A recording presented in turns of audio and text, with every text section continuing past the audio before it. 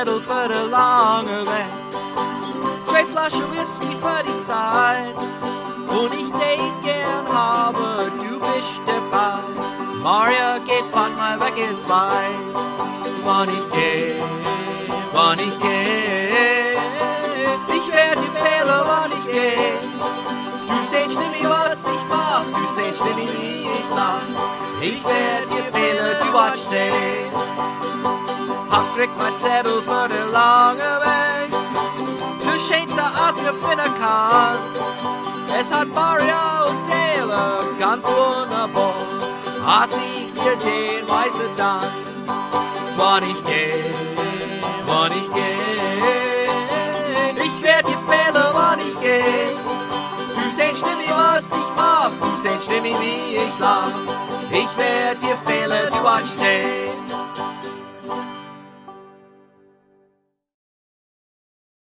Well, Gouda Ovid, Lieve Light. We are back for another episode of PA Dutch Live, the November edition. And boy, do we have a great show planned for all of you out there in YouTube land, Facebook land, or wherever you're joining us from. And we'll get to our special guest, Greg Huber, here in a little bit. But we got a couple of things to do to take care of first, as we do every month. If this is the first time you're joining us, welcome, as we say in Pennsylvania Dutch. If this is the 85th time you're joining us, welcome, as we say in Pennsylvania Dutch. Whether you are joining us on the YouTube channel or over on the Facebook page, get in the comment section and let us know where you are joining us from so we can give you some shout outs. And we got, there's comments flying in here left and right. So let's give some shout outs right off the bat. We got the Michigan Kellers, originally from Buffalo Springs, Lebanon County, joining us this evening. Welcome to the show. Bio T.A.K. Todd out in Tucson, Arizona. He joins us almost every month saying hi to my PA Dutch pals. I'm finally happy for all the daylight savings states changing back because I keep missing the show. Yep, we are now on, as the Pennsylvania Dutch call it, God's time. Daylight savings time, according to the Pennsylvania Dutch, is devil's time. We're on God's time now. So there you go. Joyce Ann is joining us from Gettysburg. Great to have you, Joyce. We got Bill Stein, High Corridor, the HHI corridor in South Carolina joining us. We got Bachfeuer Ed Cohn. He joins us most months from the first state. That's Delaware. We have Don Moyer joining us. Hey, Don. Ich bin all right. We got Thomas Lara, Greg, and Doug. Well, Greg's going to be coming on here in a minute, but I say I'm doing A-okay. Our good friend Bill aus Dilsberg, he joins us every month. Gouda Obed aus Yarrick Condi. Well, Bill, it's great to have you. Eleanor Holtz joining us. Good evening from Florida. We got the southern states represented now, South Carolina and Florida. And, of course, our dear friend Norman Jung staying up after midnight in the old country. Hallo aus Steinbach am Glan. Greetings to Germany, my dear friend. Hope all is well. Derek Deeds joining us from Sharpsburg, Georgia. Our good friend Brigitte Weinsteiger joining us. Howdy from Philly. Great to have you, Brigitte. John McDevitt, Grüß aus Walnutport. We are all over the map tonight. This is wonderful. Dolly Moyer joins us every month from beautiful Berks County. Fleetwood, Berks County, that is. Luann, Herb Connor. Hey, you made it in on time this month. Manchester, Maryland, with my A-Treat white birch beer in hand. Boy, that's about as good as it gets. Do you have some ring bologna too, Luann? I hope so. And we got, it's Laura. Hey, Laura. Oh, Laura Thomas. Of course. It's a little slow today. Sorry. And Shayna joining us from Saylorsburg. Well, we are all over the map, and I'm so glad that you all have joined us. We got a great show for you, but we start every month. Those of you that watch the show, we got the Wispassers are here from Fleetwood as well. Good to have the Wispassers joining us. And we got, other people are flying in now. Adam Weaver, Fleetwood, Dutchie. Well, but Fleetwood is really represented well tonight. That's awesome. And our good friend Ethan Road is joining us from Gouda Ovid aus Ottawa, Canada. Oh my goodness, we're north of the border now as well. Wonderful to have so many people joining us tonight from all over the map. This is just wonderful. We got tonight a great guest coming on, Greg Huber, an expert on all things barns, and we're going to get to his talk here in a little bit, but we do like to start every month with some announcements and things for your calendar, etc. First off, this month's episode is brought to us by the good people at Masthof Press and Bookstore in Morgantown, Pennsylvania. If you have never visited their website, or if you've never been to their actual storefront, I would challenge you to visit one or the other or both. They are a family-owned press and bookstore. All of my publications have been published through Masthof. They are the best people to deal with. And they have a wonderful selection of Pennsylvania Dutch themed books and other items too. So check out their website, masthof.com, or just Google Masthof Press and it'll take you right there. They'll ship right to your house. The good people there at Masthof. All right, let's get your Dutchy calendars out and get some dates on there. Right off the bat, this coming Saturday, I know this might be a little too close to the date for some of you to make it, but I announced this last month. This coming Saturday is going to be a Friday and Saturday is going to be a, I'm not going to say once in a lifetime event, but it doesn't happen very often. The good people at Kutztown University and the Pennsylvania German Cultural Heritage Center are hosting what they're calling the Pennsylvania German Futures Conference, starting Friday night with an open session led by the director of the center, Patrick Dunmoyer, and Saturday, panel sessions throughout the day with the leading experts on all things Pennsylvania Dutch. There's going to be topics, there's going to be sessions on language, culture preservation, the future, what does it hold? It is wonderful. And if you can't make it to Kutztown, it's okay because it's going to be available through Zoom. It is not too late to get on the Zoom invite list. So if you go to pagerman.org/futures, pagerman.org/futures, you can get more information about the conference. I will be there along with some of the biggest names in Pennsylvania Dutch studies right now. A lot of people that have been guests on this show in the past are going to be there. Josh Brown, Mark Loudon, of course, Patrick Dunmoyer, the Miller brothers, Stephen Knoll, Lisa Minardi from Historic Trap, Simon Brunner. It is the Alexander Ames. He was a guest on the show. It is going to be an awesome thing. And the great thing is that they are Zooming it. So again, if you can't make it in person, get on pagerman.org/futures and you can join via Zoom and you'll see everything that's going to be happening and everything that's going to be said there that day. It is a once in maybe a generational, I'll say that, once in a generation opportunity here, an event. I can't wait for Saturday. Also, mentioning our good friends at Historic Trap, they're going to be opening, I guess it did open already, a brand new exhibit called From Hubener to Mettinger, Redware Potters of Southeastern Pennsylvania. It's going to be the best collection of Pennsylvania Dutch, Pennsylvania German redware probably assembled ever. They are getting pieces from other museums for this exhibit. Check out their website. The exhibit runs through the end of March, so you have plenty of time to get down to Trap and check it out. It'll be really, really worth the trip down. Some other things for your calendars. November the 23rd, so Sunday afternoon, will be the Pennsylvania Dutch Christmas service, church service at Zor Lutheran Church in Lebanon. It starts at 2:30 p.m. It's going to be a good time. Al Zentner is going to be giving the message. There'll be Pennsylvania Dutch music. You don't have to understand Pennsylvania Dutch to enjoy the day, but a really great way to worship and celebrate the Christmas season or the coming Christmas season in Pennsylvania Dutch style. The Pennsylvania German Christmas Market is also going to be taking place December 5th through the 7th. That's with the Schwenkfelders. Check out pagermanchristmas.org. The Schwenkfelders, the Peter Wentz, Historic Trap, the Mennonite Heritage Center, and the Goshenhoppens are all coming together for this event. As you can see there's going to be stuff for sale, seasonal gifts, specialty foods, homemade goodies, candlelight tours, decorated trees, you name it, you got it. Check that out if you're in that greater Southeastern Pennsylvania area. Another event coming up for your Christmas calendars and Pennsylvania Dutch calendars on Saturday, December the 6th from 11 a.m. to 4 p.m. will be the annual Christmas on the Farm event at the Pennsylvania German Cultural Heritage Center. I and my band will be performing from 12 to 1. The Belschnickel will be making live appearances as well. It is a free event, free parking. A wonderful, wonderful opportunity for you to get out there and check that event out. Going into the new year, two things really quickly for our calendars. On Saturday, January the 10th at the Berks County History Center will be their second Saturday series, and this time their discussion will be the Pennsylvania German organ builders. How do the Diefenbachs fit in? We did an episode in the past with Carol Diefenbach-Kantner, who is a descendant and an organist that plays on her family organs. The History Center has one of the original Diefenbach organs there. It's going to be a fantastic lecture. 10 a.m. You can mark that for your calendars. That's in Reading. And then finally, Also in the new year, Saturday, January 31st will be the 7th annual Grundsaallodge for Junge, or Groundhog Lodge for Kids. That will be at the Zion United Methodist Church in Iona, which is just in Lebanon, Pennsylvania. And then in March 21st, that Saturday, will be the annual Pennsylvania German Sommerlauf, and I'll have more information about that as we get closer to that date. So tons of things for your calendars, dear friends. A lot of awesome events here happening as we move into the Christmas season, and you can...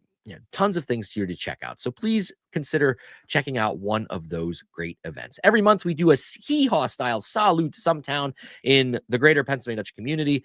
And this month we go to a salute to Lehighton in Carbon County, founded in 1746 with a current population of around 5,248, give or take. So people of Lehighton, salute.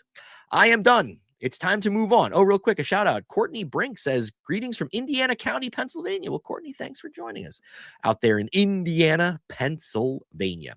Our guest this month, I've welcomed and invited Greg Huber, author of the book, The Historic Barns of Southeastern Pennsylvania. Greg has been working with historic barns, well, he'll tell us, a long time. And he is bringing a knowledge base and an expertise that very few people have. And I can't wait to bring him on the show. Without further ado, let me pull this out of the screen and bring Greg in. Greg, welcome to PA Dutch Live. Hello, Doug. Thank you for having me on tonight. This is kind of thrilling for me. With all these people who are devoted to the Pennsylvania German Dutch culture. Yeah. It's really nice. Yeah. Well, Greg, and I'm so glad that you came on. I can't wait for you to get into this topic that we're going to be talking about tonight. But before we get into the topic, tell us a little bit about yourself. Do you have a Pennsylvania Dutch background? No, not at all. I have 3 lineages to my credit, if you want to call it that. I am Irish, a quarter Holland Dutch, and a half German. And my grandfather came to the United States in 1892. And my other side of the German heritage came in, I think, the 1850s or so. So I don't have any Pennsylvania German connection at all. So then I got to ask you this question. How did you ever get involved or interested in studying barns? Well, people ask me that pretty often, and I tell them trees and wood and forests. I got interested in forests and trees, particularly starting in 1970. And within less than a half a year, I realized that barns and houses, not so much barns, but houses, were made of timbers, and that connection was made. And it was off to the races at that time. So how does one go about learning what you've amassed, this knowledge base over the years? Was there a lot of material out there for you to study, or was a lot of it hands-on? Okay. Hardly at all. Hardly anything at all. Eric Sloan, the great master of Americana, had written 2 books, and I'm sure at least some of your audience knows that name. He wrote 2 barn books, one in 1954, American Barns and Covered Bridges, and in 1966, An Age of Barns. And no one in North America, as far as I know, prior to 1954, had ever really written book-wise in a book about barns. There was a woman who wrote an article, about a 10-page article in 1951, that covered a number of the barn types that we'll talk about tonight. And in 1951, a fellow in the Mid-Hudson River Valley wrote an article about 7 or 8 pages. But those are the earliest ones that I did, that I'm aware of. And then in the mid-1950s, 2 books on Pennsylvania barns came out. John Heil and Charles Dornbush, after actually Alfred Shoemaker wrote his book on that. But they weren't anything even close to authoritative books, but they were an introduction. And I had met Bob Ensminger, a name that probably a number of you are familiar with, in 1976, actually, that early. I had gone to Lenhartsville, where Bob lived. My brother had been there as early as 1971, just wandering around. And I found it's very interesting. I'm looking at one of the early letters that I got in 1976 from a woman named Jane Ahrens, Ahrens. And this was postmarked September 21st, 1976. This is unplanned. I just happened to have it on on my desk. And anyway, I stopped by the antique shop, and she said, I told her of my interest in barns. I have been looking at barns specifically for close to 2 years. And she said, that's interesting. There's a fellow here right in town who's very much into barns, and his name is Bob Ensminger. So I trucked over to Bob's place, and he had his antique shop actually in his house. And that changed soon thereafter, and he moved it to his barn.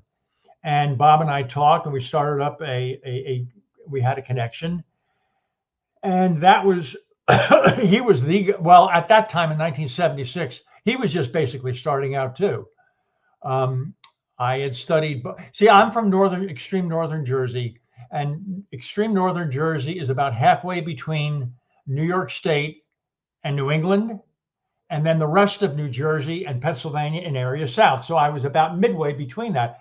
And I was in a perfect geographic area so that I could visit and study and cogitate over all these major barn types. And that's really how it started. So by the time 1975, 1976 came around, I really was, to quote myself of a few minutes later, off to the races. Okay. And it's been an enormous journey for me. It's just been so rewarding. And I got to know Eric Sloan to some degree. I got to know his sister quite well in northern Jersey, and it's been a lot of fun.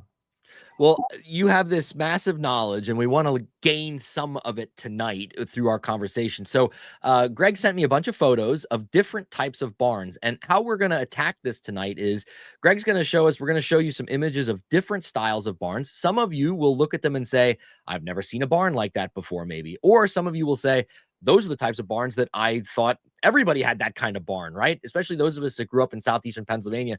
There's iconic styles of barns associated with our region. And Greg's going to tell us the history behind this and a little bit of the architecture as well, and get us to understand. I guess our goal is at the end of the night, Greg and I, when we talked before we went live, at the end of the night, our goal would be for that. If you drive past one of these barns in the future down the road, and you can say, oh, that's that kind of style barn. And I know it because of that right there. So without further ado, we got some images to share with you, and we're going to be going all over the place, not just in like Berks County or Lancaster County. So Greg, I'm going to turn it over to you. You're going to describe what we're looking at. We have the title of the style of barn on the bottom of each photo. And if I think of any questions to ask you, Greg, I'll ask you, but I'd love to start learning a little bit here. Okay, well, the reason I'm including these other barns, other than the ones that are major representations of barn traditions in Southeast Pennsylvania, is that I want to give people a flavor for other barns. Not all barns in North America are based on the Pennsylvania, at least 4-bay barn. We'll get to look at what a 4-bay barn is exactly. Okay, but in the eastern river valleys of New York State and the northern, several of the counties of the northern half of New Jersey, the Holland Dutch people came over very early on in the 1620s and even before that, and they built a very particular barn. And what we're looking at now is a very, very classic representative of the Dutch barn realm. Okay, this is a barn in Monmouth County, New Jersey. This barn is probably only 2 to 2.5 miles from the Atlantic Ocean. They moved from the people who settled Monmouth County came from Long Island and Brooklyn and Queens. And they went down there and they started to build barns probably as early as about 1685, 1690. And this is one of the really great barns of New Jersey, of any barn type at all. It probably dates from about 1760 to 1770, thereabout. I was told about 2 years ago that this barn may come down. So this barn may not be standing any longer. Doug, can you go to the next? I don't know what I have on the next slide. Yes, no, go back.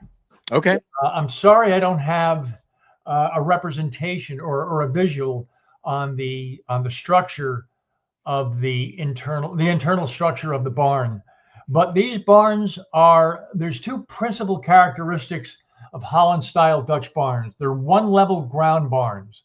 All the functions, not all the functions, but there's functions on the ground level. There's no basement under the wagon floor or the wagon bay. Okay.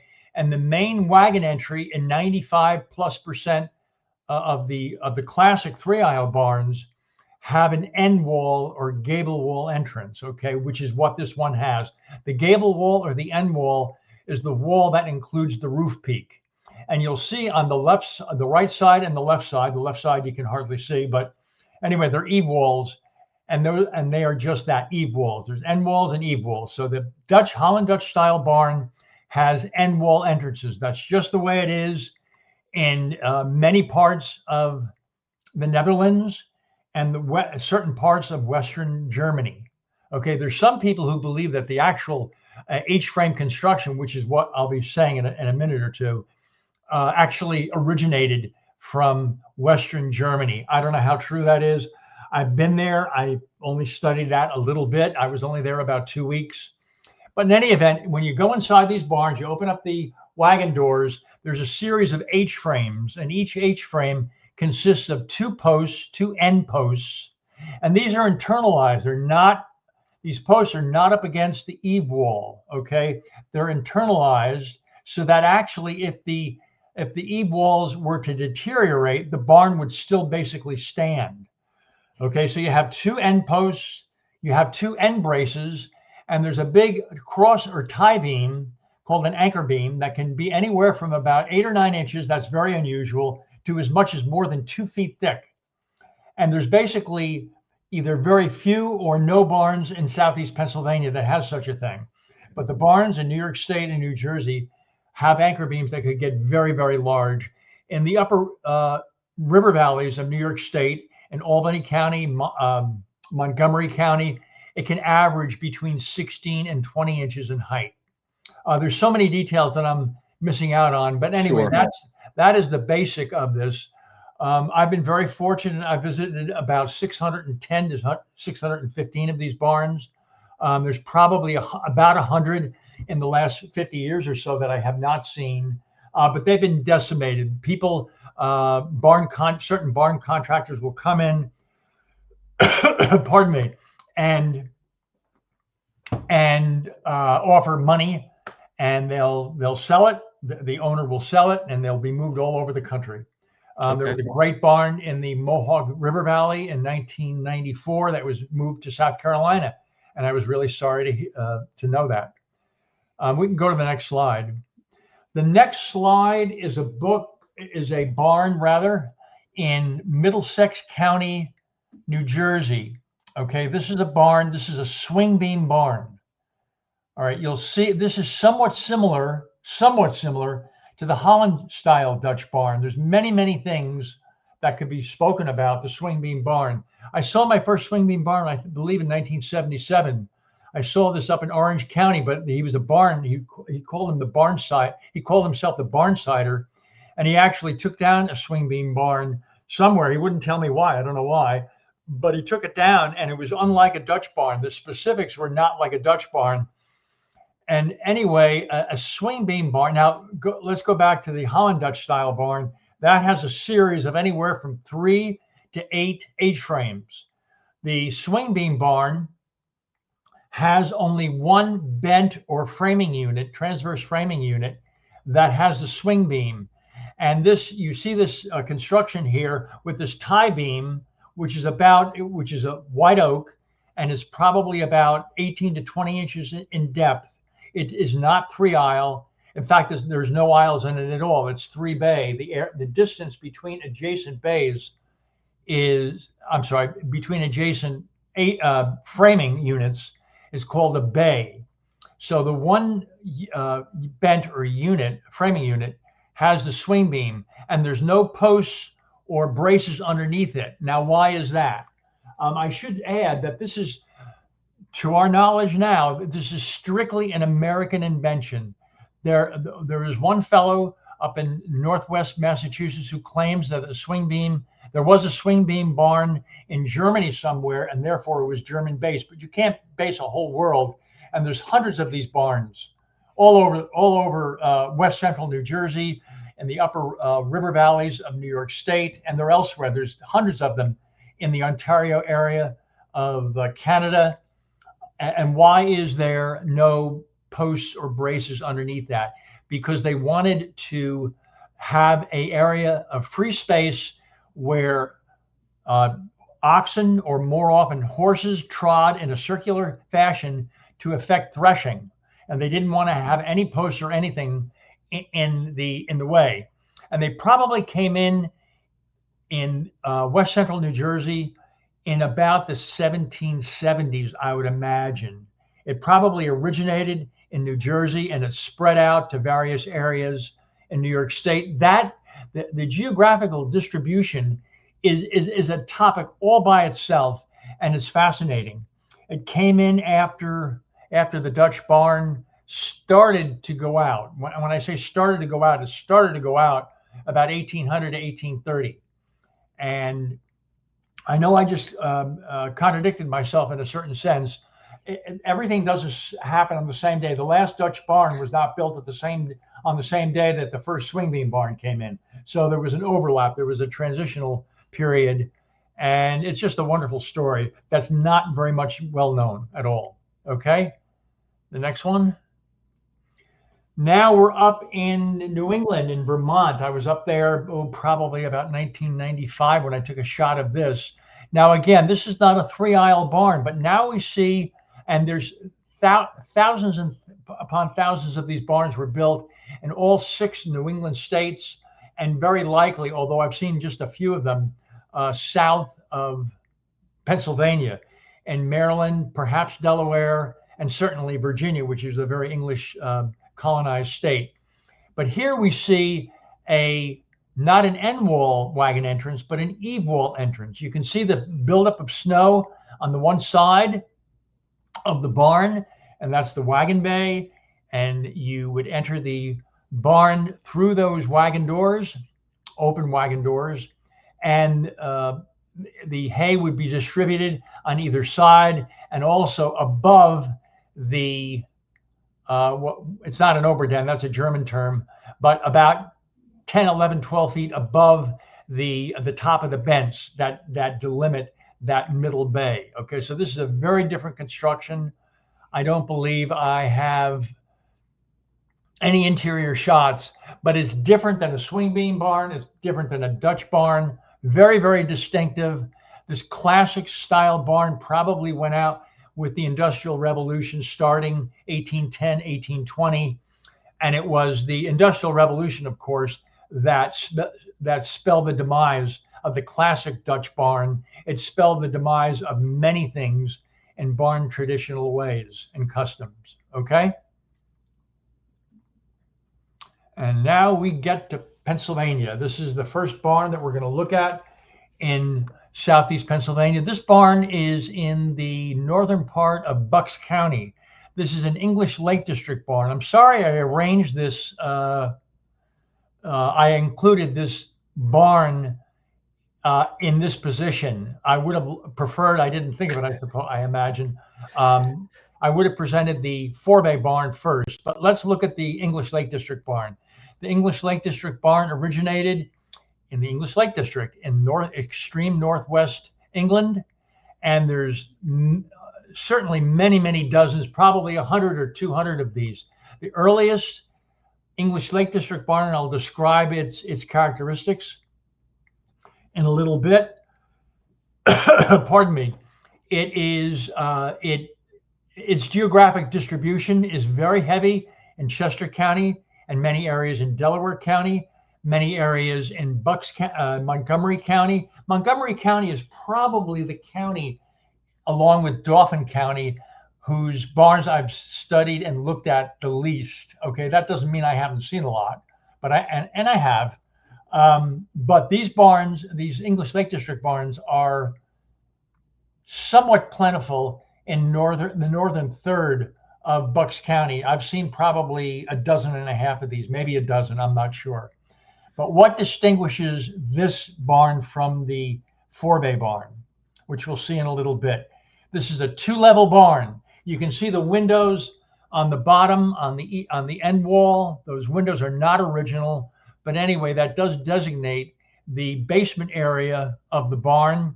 And above that is the loft where threshing in the wagon bay and hay storage in the mows and the end mows and the mows above the wagon floor. That's where the hay was stored. Okay, so these are 2-level bank barns. But you'll notice on this particular barn, you'll see the very distinct difference in another slide or two, where the front wall is stone, basically. Now, this has a very odd, actually, canopy or pent roof over the wagon, the stable wall doors on the basement level. Okay, so this is not, it's a fine example, except for this stone extension out kind of is an aberration. And in any event, I'm sorry, it's a two-story structure like that, all stone. To give you another sense of the geographic distribution, there are only 2 of these in all of Lehigh County. Delaware and Chester County probably have upwards of 200 or 300 of them, or maybe more. Okay, we don't know that. I have one quick question, Greg. Do a lot of these, are they made all of stone? Is that typical, or is this kind of unique that the entire barn is made of stone? Yeah, if you're talking about an English Lake District barn, almost all of them are made of stone. That's right. Oh, okay. Yeah, Bob Ensminger pointed out 1 or 2 frame constructed English Lake District barns, meaning frame above the stone foundation wall. Okay, but in these English Lake District barns, there's 98% of them are built of stone. Not all of them built stone to the peak. Now look at the peak on the end wall. A number of them, I was just going over some notes of mine about an hour or so ago, where I bought some doors. The stone construction only goes up to the eaves level on a number of these barns. I think a majority of them go up to the stone, and that was an evolutionary progression. It would be stone to the peak, and then later on stone to the eaves level. And this is actually the 4-bay, not so much the English Lake District type, a frame construction. So those 3 type, and it followed the same basic format or formula, so to speak, with the 4-bay barn. On the interior, they're very similar. There's probably some subtle differences. The English Lake District barn has, unlike the 4-bay barn, the standard barn, and the Schweitzer barn, this one has a pent roof, that word that I used before, over the stable walls to protect the doors. Okay, next slide. Now we come to the earliest that we know of, the earliest Schweitzer barn. And this is a barn near Womelsdorf in Berks County, very close to the Lebanon County border. The beautiful form, it is the most beautiful silhouette of a barn tradition that I'm aware of in all of Pennsylvania. It is a Schweitzer barn. Schweitzer, the term Schweitzer is spelled differently. I like the spelling that you see here now, Schweitzer. I wanted to conform to the way it was spelled in Bob Ensminger's book, to have that continuum established. Okay, here we have not stone to the peak, but stone to the eaves level. Okay, look at the end wall, and you can see with all these slits there. There's called balustradia, plural actually, for ventilation. It's not to take aim at marauding Indians, but so I kid people in some of my talks that I give, contrary to popular belief. Anyway, so this barn is probably built about 1810 or so. It actually has, and is from end wall to end wall. This is a total original construction. People thought that the fact that the far end wall, which we can't see, is boarded and it's secured with wrought nails, made it an addition. That far part was an addition, but I showed them, I indicated to them very strongly that was not the case. We won't spend time on that. In any event, what makes it a Schweitzer barn? It's a 2-level bank structure. The bank is all the way to the right, at the rear of the barn, of course. It has a basement, the full length of the barn, and it has bays for mow areas on either side of the wagon bay. And since this is a German barn, we can call that the Oberden beams over the den or over the wagon floor is about 11 to 12 feet above the wagon floor. That's another mow, and that they would come in and the farmers would distribute the hay, the farm crop, whatever it might have been, on either side of the wagon bay and above the wagon bay, as I said. And threshing also occurred on the wagon bay. Threshing, the separation of the seed from the chaff. Okay, that was very important. So one question maybe a lot of us watching this might have is, as we're getting into barns that we're familiar with, or most of us are maybe more familiar with, Yes. were these designs that were built in the United States, like this barn here, when that was being built, is it completely based off of barn structures that were in Europe that the immigrants brought with them, or was it a completely new or altered design from what they had seen in the old country? Right. Well, let me before we do that, let me first tell. That's fine. But let me first tell you what makes this a Schweitzer specifically, because the standard barn, which we'll see in a few minutes, is also a 2-level bank structure with a forebay. Okay, but the reason why this is a Schweitzer is because it has an asymmetrical roof line.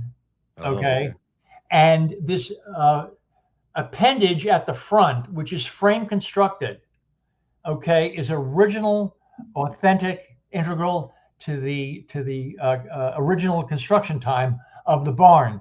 And this front appendage lends itself to the fact that we can call it an asymmetrical roof line. Standard barns do not have that. Okay, so let me just review that. A Schweitzer barn is a 2-level bank structure with an asymmetrical roof line, and the framing bents, which do exist in both standard barns and Schweitzer barns, and assuming that it's not log, and we can get into that a little bit, that these framing units do not extend normally into the forebay at all.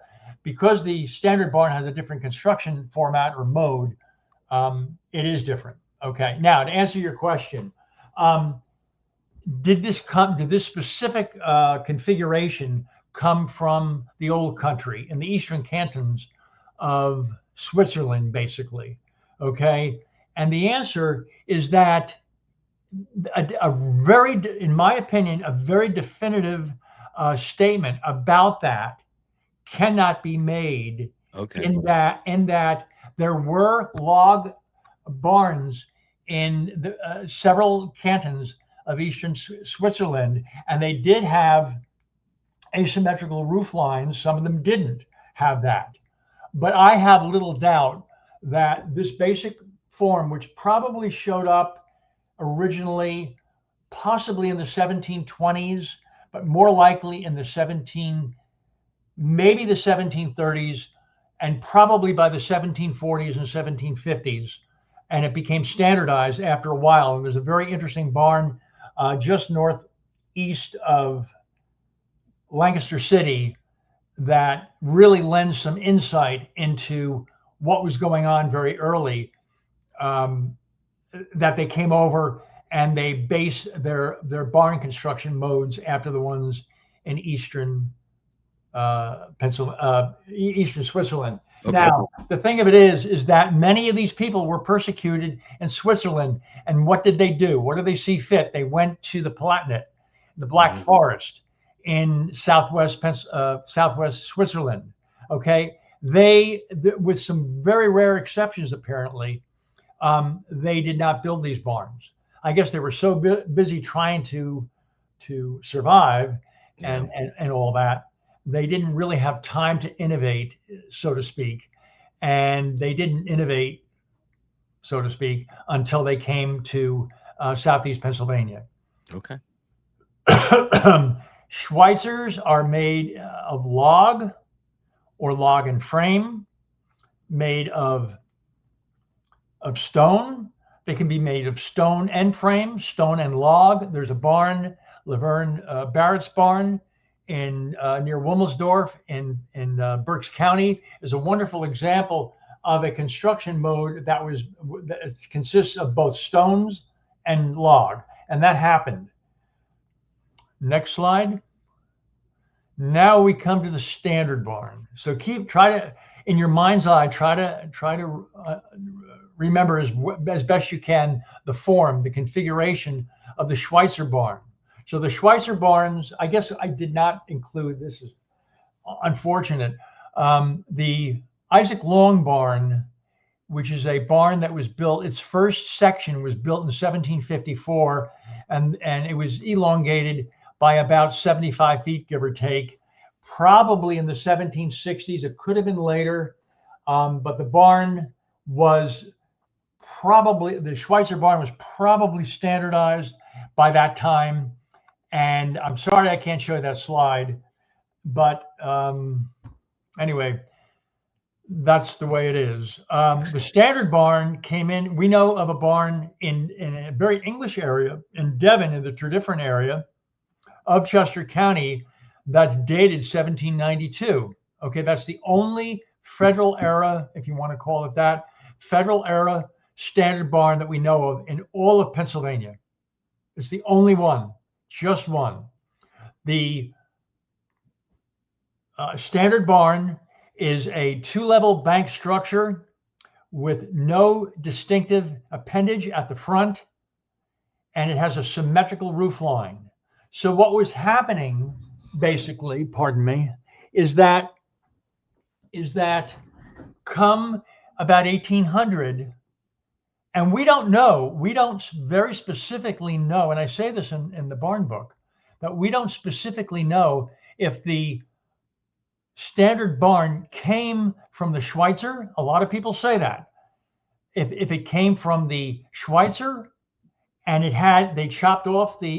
in effect chopped off the front forebay and they recessed the stable wall. You can forget about this frame shed here. Just try to eliminate that in your mind.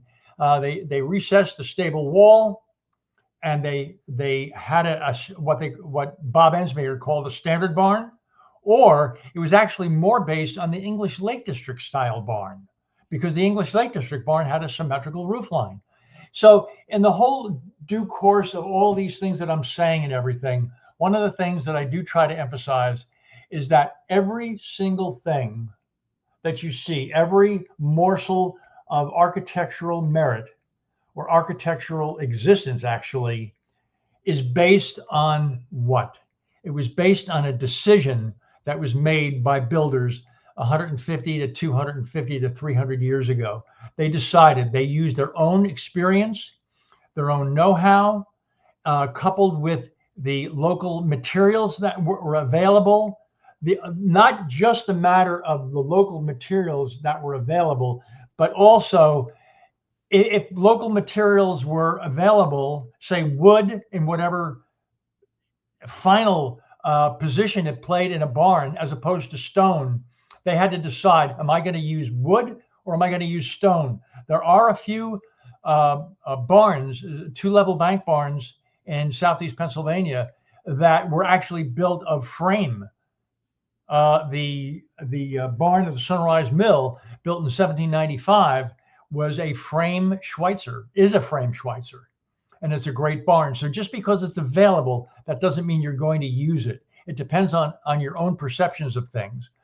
In any event, this barn is very, very close to the Delaware River. It's probably no more than 300 or 400 or 500 feet from there. It's in the Regalsville area.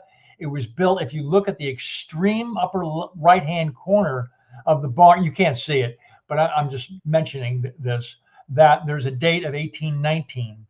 And by the time 1810 came, and especially 1820, and most especially 1830, the standard barns were going crazy by builders as far as a construction mode is concerned. It was stone to the peak. The earliest standard barns were built stone to the peak. Then, pardon me, then starting perhaps in the 1830s and certainly by the 1840s, because wood was cheaper as an available resource, they essentially started to build barns with stone to the eaves level. And then starting about that time, to some degree, 1840s, but certainly by the 1860s, 1850s, 1860s, they started to build more and more barns, frame construction, meaning frame above the stone foundation level. Okay, so it went through this evolution. It went from stone to the peak, stone to the eaves level, and then frame. And that's the way it was. What more can we say? The framing units that constitutes the internal structure of the barn extend from the rear wall all the way to the front wall. We know of 2-bay standard barns. Most standard barns that have survived are 3 and 4-bay structures. Okay, again, a bay is the area between adjacent framing units. We know of 5-bay barn. We know of 5-bay standard barns. We know of 6-bay standard barns. We know of 7-bay standard barns. The Pennsylvania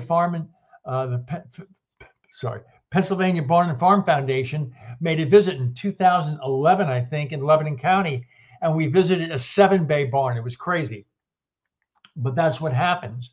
What I neglected to say is that there were a number of barns, mostly in Cumberland County, I believe Dauphin County, and Lancaster County in the 18th century that had lengths of over 100 feet.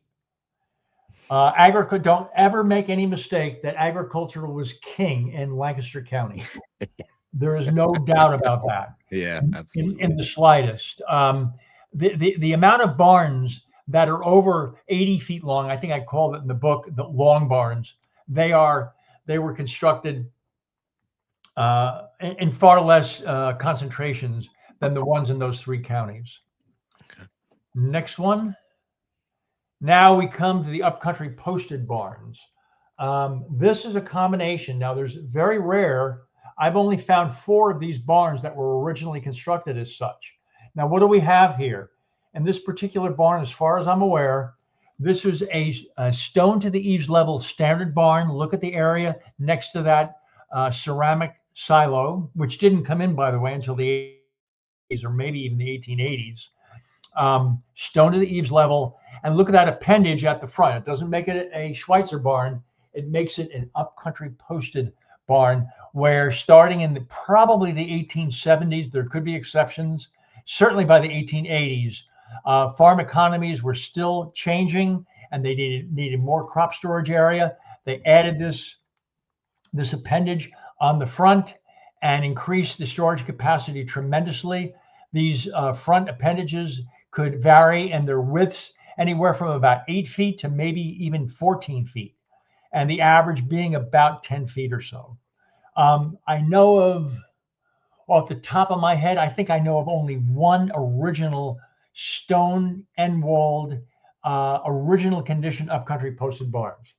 There's a separate chapter in the book that describes that or includes that. It has a description of it. Okay, only 4 barns, 2 in Albany County are original condition upcountry posteds, and 2 in Lower Saucon Township. So that's kind of an exciting thing. There's hundreds and hundreds of these barns. If you go down to Chester County has the same basic format. We don't call them upcountry posted. First off, they're not in the upcountry, meaning north of Chester County, north of maybe the mid area of Montgomery County and Delaware County. We call them by other names. Some of them are stone posted Pennsylvania barns. And is that the last slide? I'm not sure. There's one more. There's one more. Ah, yes. Okay, this is a double-decker barn. So now this is the privilege that I'm taking of confusing you. There's 3 levels, so why am I calling it a double-decker? That's not fair. Well, okay, fine, have it your way. It's not fair, but it is called a double-decker. Pardon me. This is a serpentine stone barn just north of Westchester in Chester County. It really is a light to medium green colored stone that they went semi-crazy with in that general area. They built a number of houses even with this light to medium green stone in houses. I think this is the only stone serpentine barn that I'm aware of. If you look at the front eave wall, okay, what's facing us, what's looking at us, that window at the top is the top level. If you look at the 2 doors below that, that is that one window on the top is the upper deck. The two doors, I guess, really, no, that's not a door. That's not a window, that's a door. Although it could have possibly have been changed, but probably not. The two doors below that is the lower deck, and I'll explain that. And those three arched doorways on the basement level, and that's what it is. It's a basement level. Though that represents the basement level. Okay, three. So it's a double decker. It has two decks. You would never call the basement a deck. That wasn't the way it was. Okay. These abound in especially Chester County. They're certainly in Delaware County. I know of only one in Berks County. I know the eastern third of Berks County very well. I know of only one in eastern Berks. That's not totally true. I know two. Okay. I got to make this an accurate statement. There are none in Lehigh County. There is one in Northampton County, which is up against the Delaware River. It's adjacent to the river. And again, the geographic distribution of these things. When did these barns first come in? There's a beautiful one. It's the earliest one that I know of, the Brackbill barn. It's the eighth wonder of the barn world. There are very, very few barns that you could bring my attention to, and other barn people that would say that there are really much, much greater barns than the Brackbill barn that was built in 1795. It's 65 feet long by, I think, about 56 feet wide. It's just an enormously excellent. It has a cruciform construction mode on the upper level. We won't go too much into that. Real quick, we did have a question from one of the viewers. Where is or are these double deckers in Berks? Okay, the one double decker that I know of, it's been very much changed. That is in a backward road that I can't direct you to. I think it's in Douglas Township. I believe that's true. The other one is easy to see as you go north on Route 100 out of Bally, going north about 2 or 3 miles on the right-hand side. It is off of, not Airport Road. I'm sorry. I'm forgetting the road. This is one of the very, very largest double deckers. It's 100 feet long, the son of a gun. It's the Klemmerer barn. And its frame, it's not stone. It has a date. It has a date on the front of 1857, and those are the two double deckers that I'm aware of. Now, let me tell you what a double decker is about. Okay, so you'd have the upper floor level where you'd have a great big. Some of them are like completely fascinating structures themselves. The approach ramp, that as in the Brackbill barn that I had mentioned before, and that's, by the way, about 6 or 7 miles east of Lancaster City in Paradise. That is the approach ramp is a completely separate entity unto itself. Okay, it has to be normally it has to be an enormously long structure because it has to reach the upper floor level onto the wagon floor. Okay, and why is that? Because you have sink mouths on either side of the wagon bay. Okay, and what is a sink mouth? A sink mouth, and because you have that lower deck, the lower deck has mouths on either side of the floor area of the wagon bay. Okay, so the sink, it is a sink mouth from basically the roof peak, the roof ridge, all the way down to basically the floor or the ceiling of the basement. You could actually load the wagon bay comes in, the farmer's there, and he drops the hay onto the floor, but below the level of the wagon floor. Okay, it's a sink mow. It sinks down, so to speak, and therefore the sink mow floor level, that lower deck, is anywhere from about 7.5 feet to 11 feet in height. So that gives you a range of the feel for that. Now, in between the sink mouths, what do you have below the wagon floor of the upper deck? You have the grain compartment bins, and they can be very extensive. Okay. Why did they build these double deckers? Was it a saving of space? Was it showing off? They had egos just like we do. I mean, who can tell? If you wanted to do a real in-depth research into this, you could, I suppose, and come up with an answer of why they built double deckers. It was a space saver, and probably made farming operations more efficient, in my opinion. The basement was pretty much, this is about an 1820 barn, by the way. The basements were, they didn't have grain compartments. I'm sorry. One thing I didn't tell you was that in standard barns, Schweitzer barns, the granaries were on the upper floor level. Okay, here in the double deckers, they're on the lower deck of the barn, and they're a wonder. Now, double deckers are known in other states. There's some in New York State. There's a Holland Dutch style barn that has the fundamental H-frame construction that's actually in the form of a double decker. It was probably built in 1840. It's in Ulster County, and that's kind of an eighth wonder of the world. The only double decker in the Dutch culture that I'm aware of. There are other states west of Pennsylvania.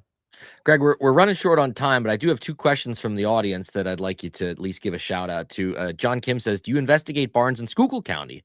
There are many different types there. I do. Judy Lengel is a big force. We call her the barn lady. She's shown us a number of log barns, log Schweitzers, maybe one or two or three standard log barns. But yeah, Schuylkill County is great. There was a guy named Tom Umholtz starting in the mid 1960s who went around and looked at these barns. He didn't take many photographs, apparently, but there's many very good barns in Schuylkill County for sure. Of course, that's north of the Blue Mountain. Seth also wants to know, I wonder if you visited the Sadden-Jerry, I don't know if I'm pronouncing that correct or not, barn on Broad Run Road, Marshallton, Chester County. It was owned for many years by my Aunt Jean Hagela. Dates to about 1820. It was my introduction to barns. Okay, I certainly know Marshallton, Chester County, but I don't know that name, Sadden-Jerry, at all. No, I'm not familiar with that barn. I may know it, but I don't know it by that name. Right. I just have one.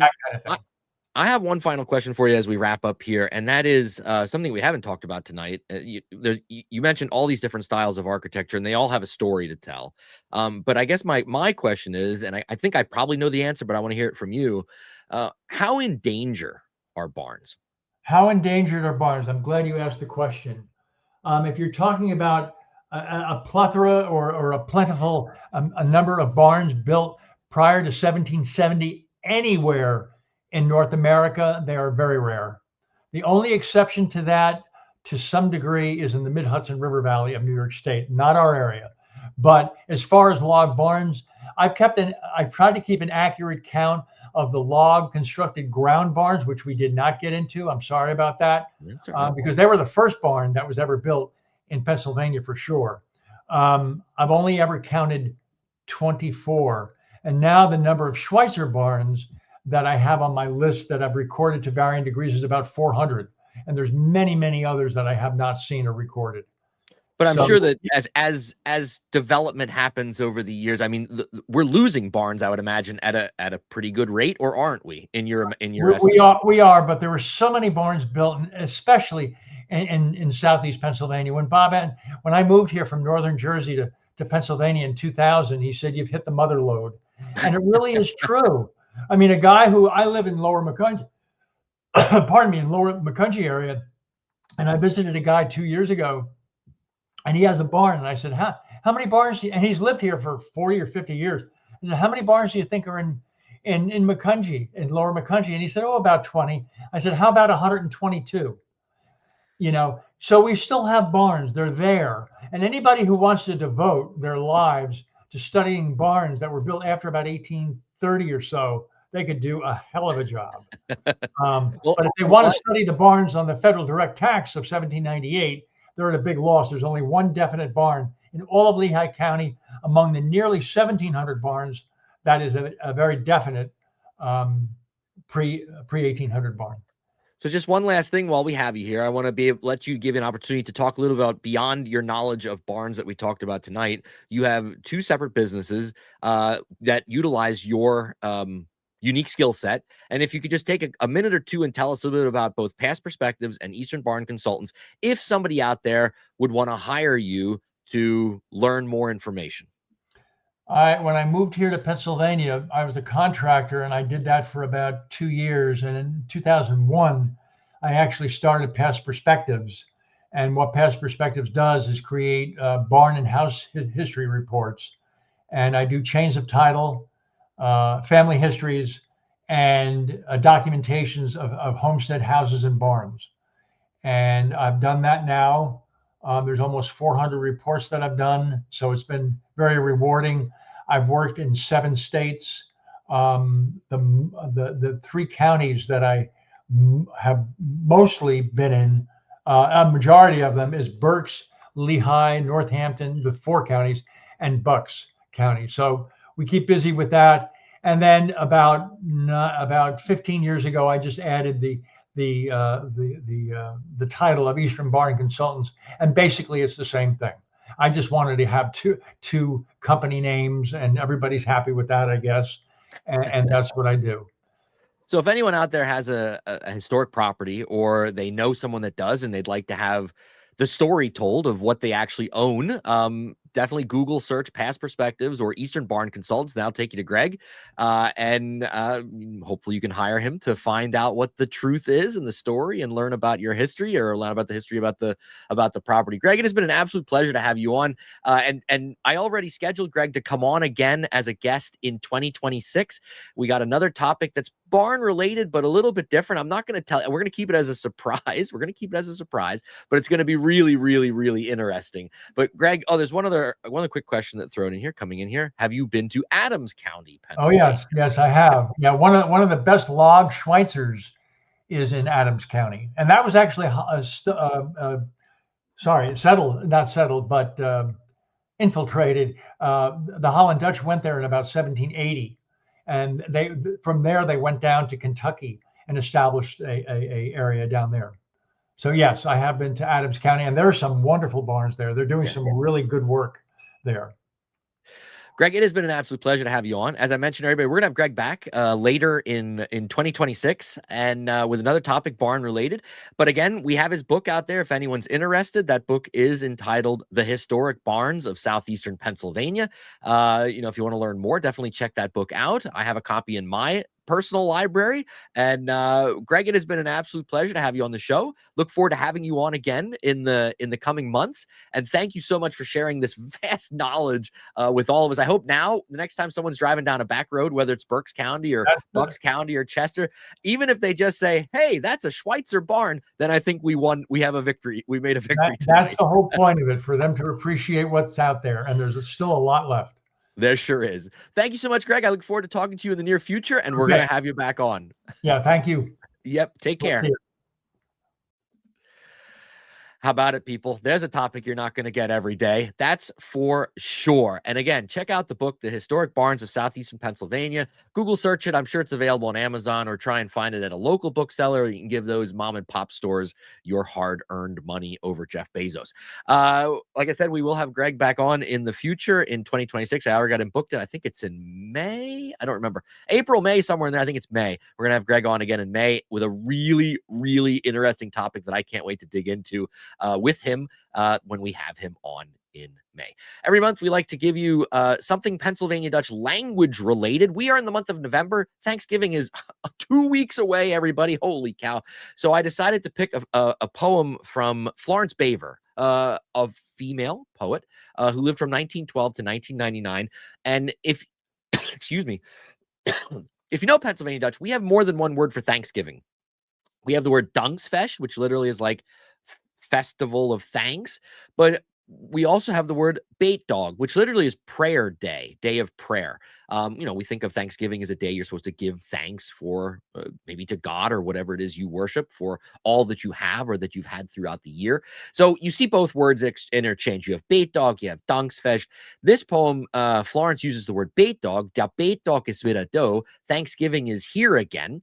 I have the Pennsylvania Dutch down the left-hand side. I have the English down the right-hand side, so you follow along with whichever side you feel most comfortable. I'm going to read the Pennsylvania Dutch. Let's get a little Pennsylvania Dutch flying at us here. All right. Der Betdaag is wieder da.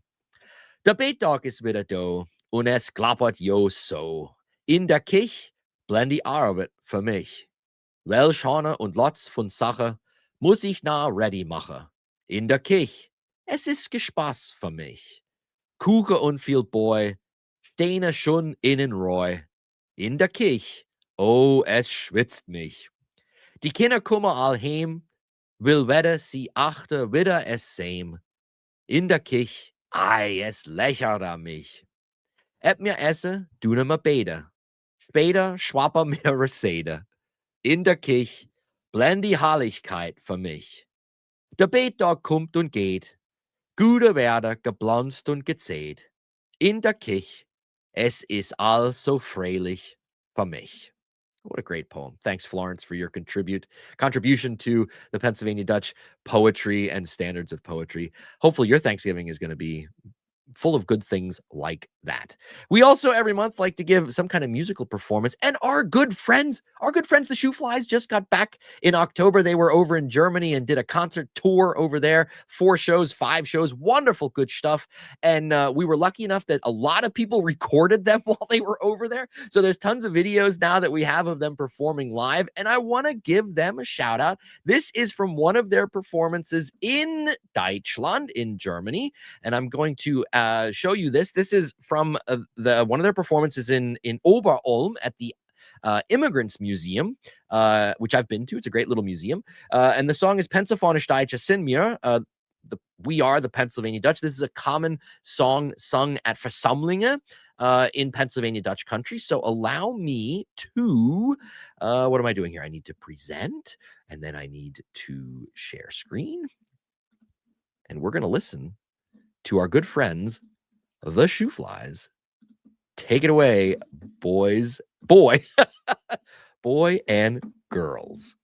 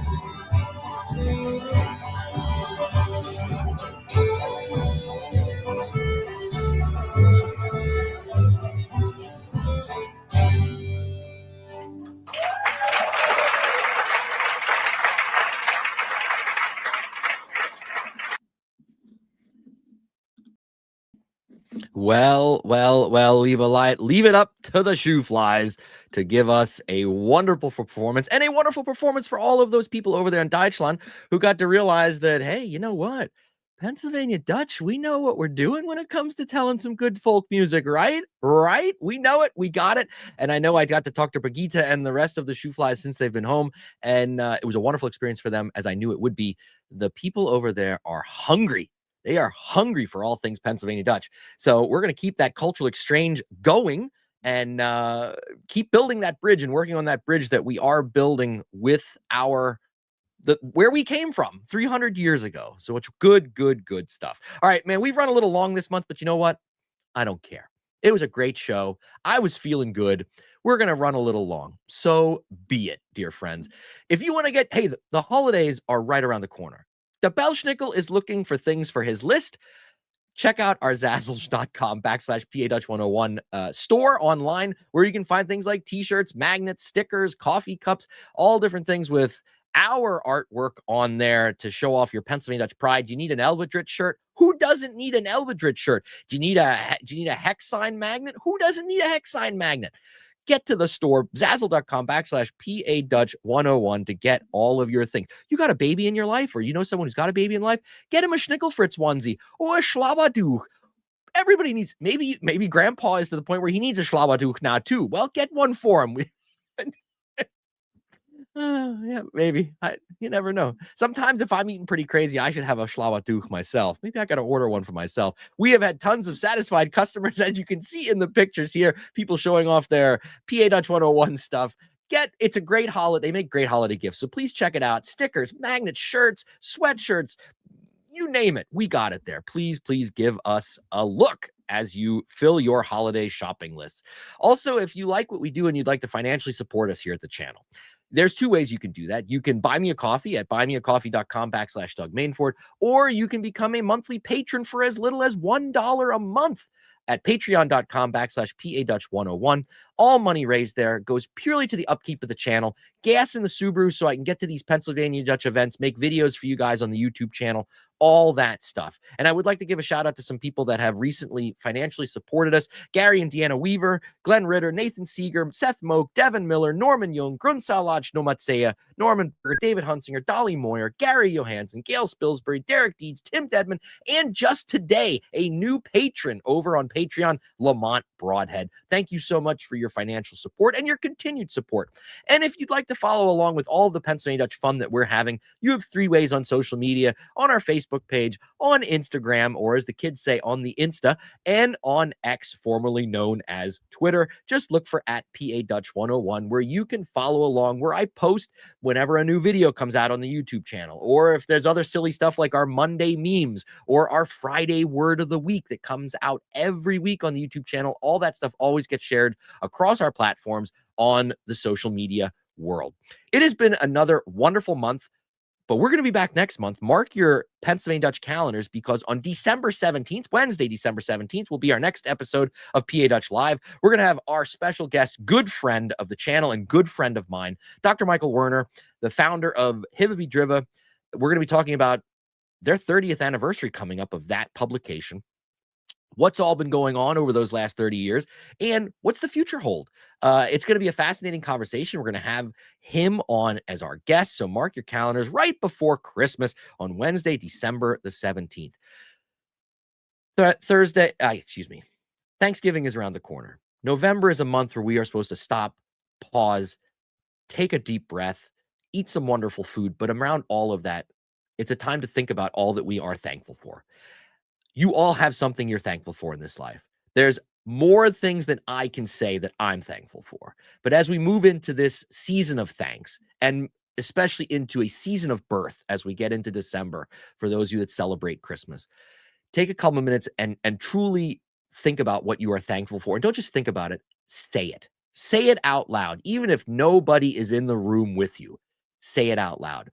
One thing that I want to say out loud right now to all of you is that I am continually thankful for your support. that you guys continually provide to me in this journey that I'm on, whether it's on the YouTube channel or on the social media feeds, or if you show up at a live event that I'm at. You are all continually giving me the energy, the graft, as we say in Pennsylvania Dutch, the schwupp, whatever, to keep going, to keep doing what I'm doing, to keep telling our story, to keep not only telling our story, but taking that story on to that next generation or 2 generations down the road, so that there will always be the words Pennsylvania Dutch or Pennsylvania German out there that people are going to say, I know what that is. That's who I am. That was my people. That's my story too. Help me do that by keep spreading the Pennsylvania Dutch gospel, the love. Take time to be thankful for something. I hope that your tables on Thanksgiving are full of turkey, gravy, potato filling, dried corn, good bread, all the delicious things that we Pennsylvania Dutch love to stick and stuff in our mouths and down our throats this time of year. And if you're going out hunting afterwards, best of luck and be safe out there in the bush as you go looking for that big hosh, as we say in Pennsylvania Dutch. And we'll be back with you 1 month from now for our December episode. Between now and then, follow along on our social media channels. Give us a like, subscribe, do all those things that you're supposed to do. And if I'm at a live event, please stop and say hi to me. I'll give you a high five, or if you want, I like to give out hugs, but I'll ask first because I'm not that weird guy. Till next time, or wherever I see you, whether it's virtually, in person, or at our next episode of PA Dutch Live, take care, my dear friends. Keep practicing your Pennsylvania Dutch. And of course, as we say in Pennsylvania Dutch, we don't say goodbye. What do we say? We say, where's my video? We say, Max gut. Max gut zu dir, Max gut zu dir, Max gut zu dir für now. Unsere Zeit ist all und so, es ist Max gut für now. Hoff wieder mit dir zu sein, hoff du bringst zurück ein Freund. Max gut zu dir, Max gut zu dir, Max gut zu dir für now. Unsere Zeit ist all und so, es ist Max gut für now. Hoff wieder mit dir zu sein, hoff du bringst zurück ein Freund. Und so Max gut, lieber Freund, Max gut.